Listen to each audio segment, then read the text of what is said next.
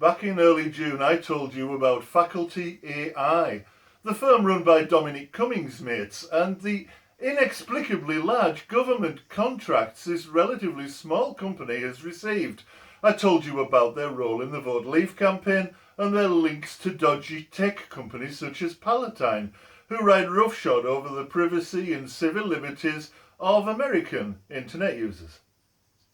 Today, The Guardian published more information about one of those faculty contracts. Actually, the same one I spoke about in June. The doomed track and trace app that never worked, but that we paid Faculty AI 400 grand for anyway.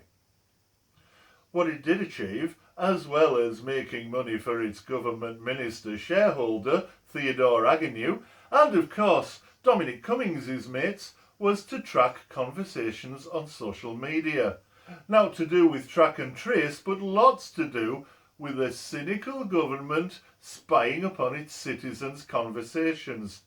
This part of the contract was redacted when the news first broke, which is why I didn't tell you about it 2 months ago. But now, following legal pressure and questions asked in the House of Lords, an unredacted version was published. This unredacted version reveals what Faculty was really up to on behalf of the British government.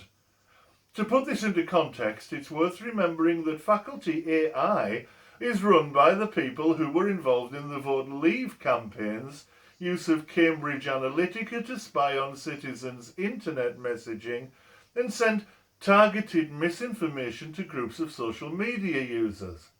The company director's brother also worked with Cummings on the Tory party election campaign in 2019. Now, of course, there's no reason to believe there was any wrongdoing or sneakiness there.